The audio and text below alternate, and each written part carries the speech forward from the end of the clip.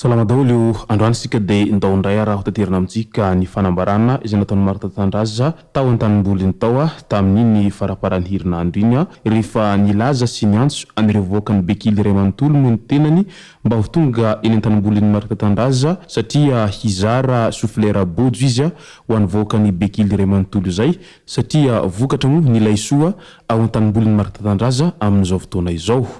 Ka io ny fanambarana izay nataon'ny Marta Tandraza ka dia miandry ny voakany Bekily rehetra ho tonga eny an-tanimboliny Marta Tandraza ny tenany amin'izao ankehitriny izao. Izay no fakafakena amintsika ato anatin'ity video ity ka manasitsika rehetra anaraka an'ity video ity hatramin'ny farany.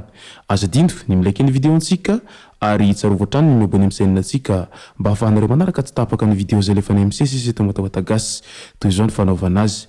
Tsy ampendrely isika fa avy hatrany tonga dia vavany ndao ary. Mialohan'ny idirantsika amin'izay pitsopitso ny fanambarana izay nataon'ny Marta Tandraza izay dia andao aloha fantarantsika ireto vaovao izay tsara ho fantatra izay niseho tato anatin'ity herinandro ity. Any Vangaindrano nanao fihetsiketsehana hamoahana amponja ny sombavim-boakan'izy ireo nivoaka any an-toerana any amin'izao fotoana izao. Araky ny vaovao voaray dia amin'ny talata 9 Jolay 2024 amin'ny 8 ora sy sasany maraina no hitsarana ny fangatahana na ny liberté provisoire ny député mahavita tara Sylvestre izay voafidy tany an-toerana. Mbola any amponja ity olom-boafidy ity amin'izao fotoana izao. Ary misy hetsika an-talambemo nataon'ireo mpomba azy any an-toerana any nitaky ny famoahana azy mba ho afaka handray ny asa maha olom-boafidy azy tamin'ny sabotsy 9 Jolay iny.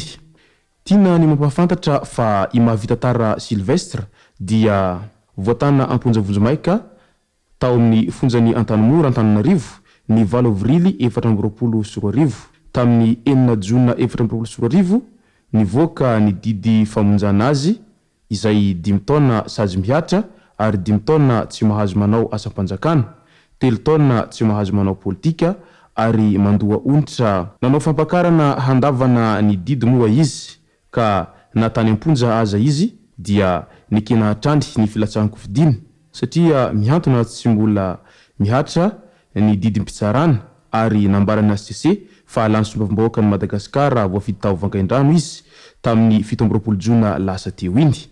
Ka noho izay mbola tsy fahafahany mandray an'izay andraikitra amin'ny maha-olom-boafidy azy izay no antony iray lehibe mahatonga ny voaka ny Vangaindrano iray manontolo amin'izao fotoana izao manao an'izay hetsika izay mba hahatonga an'ilay olo-mangan'izy ireo ho afaka handray izay asa mahasombavim-bahoaka azy izay satria izy moa no tiany voaka tany an-toerana ary niporofon'izy ireo izany fa iny ny fahalaniny iny no porofo mitohaka amin'ny tendany amin'ny fitiavan'ireo voaka any mahavita tara Sylvestre ao Vangaindrano ao. Etsy andanin'izay any Bealanana ahina ny hisiny sakoroka ao Ambodiampana mila mandray fepetra haingana ny fanjakana amin'izao fotoana izao. Nanatanteraka ny hetsika fanerana ho an'ny fitondram-panjakana ny voakany Ambodiampana izay any amin'ny distrikany Bealanana any tamin'ny sabotsy 9 Jolay maraina teo. Tamin'ny volana Jona lasa teo nisy ombivery ny fanesy tao an-toerana. Efa nisy ny olona nahina ho tompon'antoka tamin'izany halatra izany ary raikitra ny savahao ny toeram-pijonona fa tsy tratra tao amin'ilay noeritreretina ho nahavandoza fa ireo namany ihany ny tratra ny vokondolona sady nentina tao Ambodiampana. Efa natolotra ny fanjakana tao Antsohihy izy ireo ankehitriny dia efa hita sahady fa nivoaka iretsy farany. Io ny fampafantarana izay nataon'ny vokondolona tao Ambodiampana. Nandritra ny fanaovana savahao io dia nisy nandoro io toerana fijonona io ka ampangainy ny vadin'ilay ahina ho dahalo ity fa ny vokondolona no nandoro ny trano. Voantso tao Antsohihy araka izany ny filohan'ny Dina Marainkalatra sy ny namany ary natao garde à vue 2 andro sady natao fanadihadina. Tsy vitan'izay fa mbola nisy ihany ireo tompon'omby izay nosamborina ka notazomina tao amin'ny polisy-pirenena tao Bealanana Tapitanana tamin'ny zoma 5 Jolay teo. Teo voatezitra ny vahoaka, raikitra ny fanakanan-dalana tao Ambodiampana ary saika hiakatra tany Bealanana Tapitanana haka ireo olo 4 izay tompon'omby. fa saingy nalaky navototry ny polisy mo iretsy farany. Tamin'ny asabotsy kosa dia niakatra ny maripana ny vahoaka ka niantso ny fitondram-panjakana Foibe mba hijery ankaiky ny toedra raha misy amin'izao. Fa raha tsy misy ny fandraisana ndraikitra haingana dia ahina hiteraka sakoroka. Nitondra sorobaventy izy ireo ary naneho an'izy ireo ny tokony hamelanina ny filohan'ny Dina Malenkalatra sy ny namany. Mba hinoy ny feom-bahoaka avoay ny namanay filohan'ny Dina Malenkalatra. Io no ampahany amin'ny sorobaventy izay nentin'izy ireo. Sojabe Ray Amandreny tanora maromaro no nanao fangatahana izay alefa amin'ny filoham-pirenena Andry Rajoelina mba hijery ankaiky ny zava-misy marina amin'izao ankehitriny izao ao Ambody ampanao.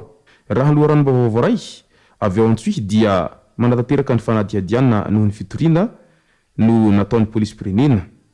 Amin'izao dia malalaka izy ireo fa mbola hitohy kosa ny fanadihadiana.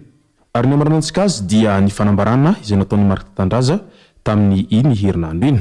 Nanohitsany maro moa raha nahita ny fanambarana Marc Tandaza teny an-tanimboly mianjaika be amin'ilay costard fotsy ambony ambany miaraka amina mocassin fa niantso ny voaka ny bekily iray manontolo Marc Tandaza mba ho tonga eny an-tanimboly fa vokatra ny laisoa ho izy hatrany.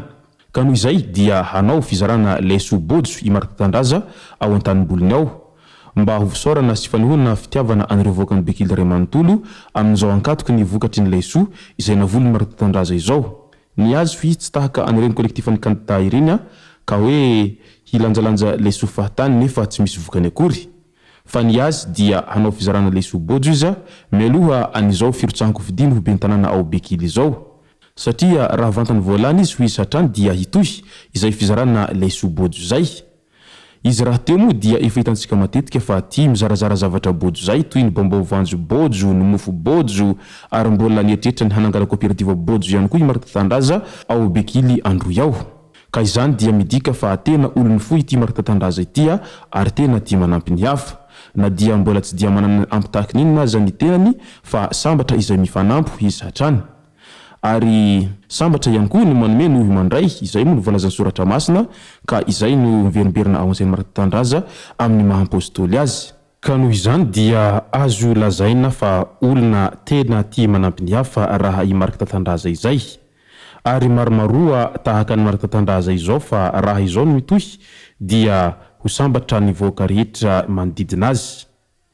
Ary na dia misy fotoana azy Marc Tandaza miezaka manao anirony adalana ao anaty komedi irony izay miezaka mampitsikitsiky ny voaka iray manontolo ao anatin'ny Facebook ao dia tsapa sy hita hatrany fa tena olona matotra i Marc Tandaza fa amin'ny mahampanao komedi azy zay dia mba tiany ihany koa ny mizara antsika ho an'ny voaka iray manontolo. Ka izay moa no masaka azona roso tao anatin'ity video ity tomboko lasy tomboko vavy misaotra antsika rehetra nanaraka an'ity video ity hatramin'ny farany. Azadino ny milaiky ny videontsika ary tsarovy hatrany ny miabony amin'ny sainantsika mba ahafahanareo manaraka tsy tapaka ny video zay lefa ny amsesisy tao matawatagasy. Tomboko lasy tomboko vavy mankasitraka dia mirary soa.